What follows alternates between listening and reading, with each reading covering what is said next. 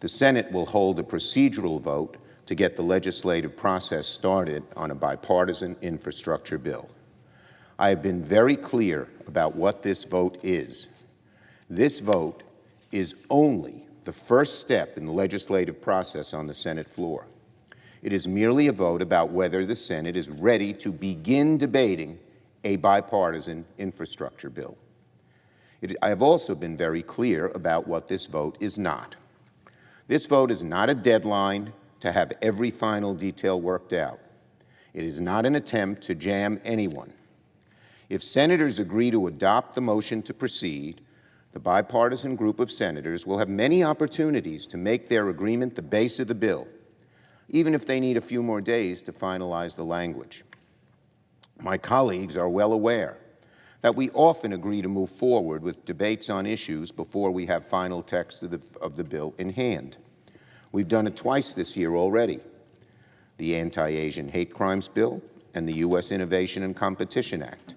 Both times, the Senate produced successful bipartisan legislation. There's no reason we can't repeat that process here on infrastructure. We are now in the fourth week of negotiations since the bipartisan group of senators reached an agreement with the White House on an infrastructure framework. 4 weeks.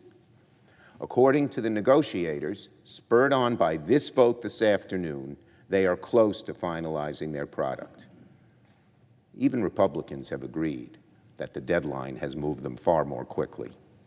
Given the process of the bipartisan negotiations, I believe senators should feel comfortable voting to move forward today. I know that since the vote was announced, or I know that since I set a date for the vote and announced it, my colleagues on both sides have worked very hard on finishing this legislation. I'm grateful for their work. We all want the same thing here: to pass a bipartisan infrastructure bill. But in order to finish the bill, we first need to start. So I hope my Republican colleagues will join Democrats this afternoon in voting to move forward on an infrastructure package. As Majority Leader, I have every intention of passing both major infrastructure packages: the bipartisan infrastructure framework and a budget resolution with reconciliation instructions, before we leave for the August recess. That's the schedule I laid out at the end of June, and that's the schedule I intend to stick to. Now, if senators had any doubt about the impact of this important work, they should be assured by a new report this morning by the chief economist at Moody's, Mark Zandi. Having analyzed both the bipartisan bill and the agreement by Senate Democrats on the Budget Committee, Mark Zandi concludes that the twin legislative packages will provide a massive boost to the economy and that both are essential. Specifically, his report says that the two bills are, quote, designed to lift the economy's longer-term growth potentials and ease inflation pressures. Again, despite the sometimes hysterical warnings about inflation from Republicans, the chief economist at Moody's concludes that those concerns are, quote, misplaced, quote, overdone, and that our two infrastructure bills are designed to ease, his words, inflation pressures.